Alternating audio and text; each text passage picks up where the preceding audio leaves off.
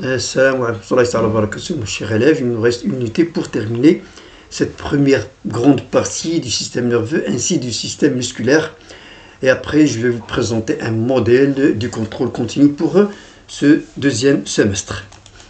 Alors, le thème que vous avez, le rôle du muscle squelettique dans la réalisation du mouvement. Donc, il y a ici des termes à expliquer, à faire savoir.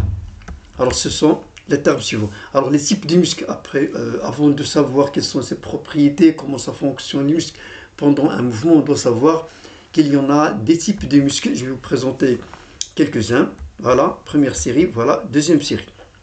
Donc, comme vous le voyez, ici, il y en a deux types de muscles.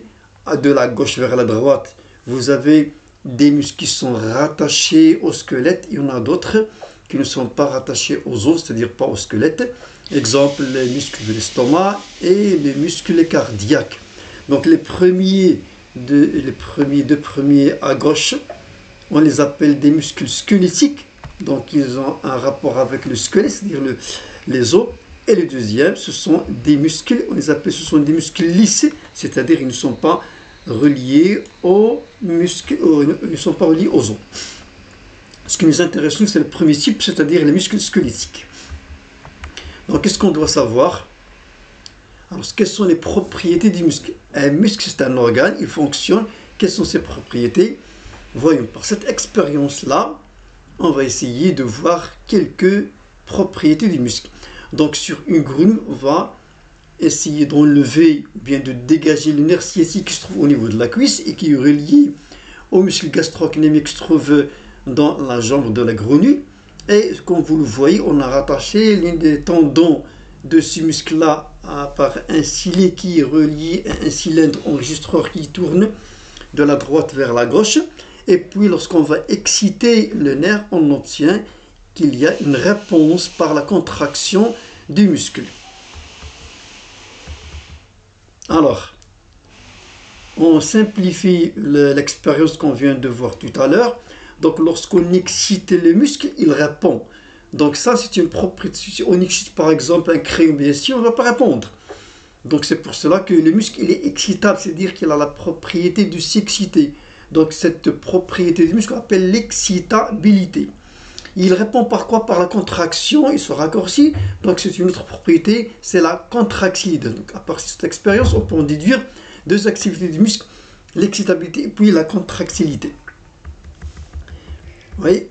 Par Alors, passons maintenant à la troisième propriété par l'expérience suivante. Donc, on va rattacher l'une des extrémités par un support et l'autre extrémité, on va faire un plateau dont on va mettre des masses et puis on va les retirer et puis on va calculer grâce à la règle gradue qui se trouve à côté l'allongement du muscle. Donc les résultats sont ici. Qu'est-ce qu'on constate normalement? Lorsqu'on rajoute une masse un peu plus grande que la précédente, on constate que le muscle s'attire plus et puis lorsqu'on enlève cette masse-là, il revient à sa position initiale. C'est-à-dire qu'il a une propriété de l'élasticité. Mais comme vous voyez en bas, lorsqu'on a mis une masse de 60 grains, il s'est étiré de 13 mm, alors que lorsqu'on a enlevé le 60, on l'a remplacé par 30, le muscle a resté à sa longueur, il ne s'est pas revenu à la position initiale, sa longueur initiale. Donc c'est pour cela qu'on peut conclure premièrement que le muscle est élastique, il peut s'allonger, il peut s'étirer et puis revenir à la position initiale, mais il y a une chose très intéressante que l'élasticité du muscle est limitée, c'est-à-dire il ne peut pas s'allonger plus que sa capacité. Pourquoi? Que s'est-il passé lorsqu'on a mis une masse de 60 grammes? Pour cela, on doit savoir l'intérieur du muscle pour savoir pourquoi il y a un étirement du muscle sans qu'il revienne à sa longueur initiale. Donc, voyons maintenant l'intérieur du muscle. Donc, comme vous le voyez à gauche, une coupe réelle d'un muscle de veau. À l'intérieur, il y a un os et puis il est entouré des amas de muscles. À votre droite, vous avez la légende des différentes parties. On a à l'intérieur, comme on a vu pour le nerf, il y a des amas, c'est-à-dire des ensembles qu'on appelle des faisceaux. Et à l'intérieur de ces faisceaux-là, il y a la chose suivante. À l'intérieur du muscle, il y a aussi normalement deux éléments. Il y a des vaisseaux sanguins, il y a un nerf. Tout à fait normal. Les vaisseaux sanguins, normalement, le muscle, c'est un organe, il doit se nourrir. Donc, il doit normalement avoir des nutriments, exactement le glucose pour l'énergie, et aussi il doit être excité. Donc, il y a aussi un nerf. Donc, trois éléments, les vaisseaux sanguins, les artères et les veines, et puis un nerf qui va lui transporter l'excitation, bien les flux nerveux. Donc, maintenant, on va voir au microscope l'une des fibres nerveuses, c'est-à-dire la cellule musculaire. Voilà, donc l'une de ces éléments-là qu'on voit ici, voilà, celle-là, c'est une fibre nerveuse qui est égale à une cellule, plutôt une fibre musculaire qui est égale à une cellule musculaire. Donc, la différence entre cette cellule avec les cellules qu'on a vues en première année, par exemple, chaque cellule est composée d'un noyau, d'un membrane cytoplasmique et des cytoplasmes. Celle-là, elle est un peu différente, il contient les éléments, mais en plus de ça, comme vous le voyez, aux bordures, dans les cytoplasmes, il n'y a pas un seul noyau, mais il y a plusieurs noyaux. Alors ici, un schéma explicatif des éléments qu'on vient de voir. Il y a une membrane qui recouvre le muscle de l'extérieur et qui, normalement, délimite à l'intérieur des groupes de fibres, qu'on les appelle des faisceaux de fibres musculaires, à l'extérieur qui entoure des vaisseaux sanguins, comme on a dit tout à l'heure, et puis il y en a à l'intérieur des fibres musculaires. Alors maintenant on va voir la relation de la fibre nerveuse et la fibre musculaire, parce que normalement les muscles se contractent sous l'action de l'arrivée de l'effet nerveux. Quelle est cette relation? On va la voir par l'image suivante. En arrière-plan, on voit qu'il y a ici des fibres musculaires et ici une arborisation terminale. Vous voyez la fin de l'axone, de la fibre nerveuse, puis les branches de la fibre nerveuse. Et ici, vous avez l'endroit de contact entre la fibre nerveuse et puis plutôt la branche de chaque fibre nerveuse qui est reliée à la fibre musculaire. Cet endroit, on l'appelle synapse, comme on l'avait au précédent.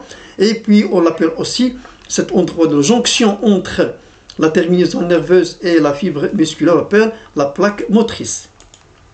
Alors, que se passe-t-il au niveau de cette plaque motrice?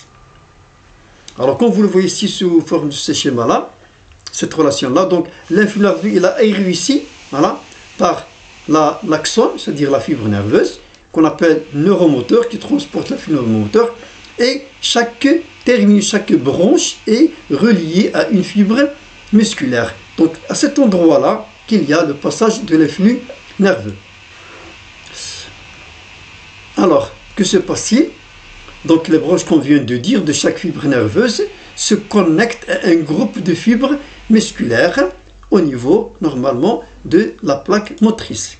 Voilà, comme j'ai souligné ici, avec ce cercle rouge. Donc, que se passe-t-il lorsque l'influx nerveux arrive?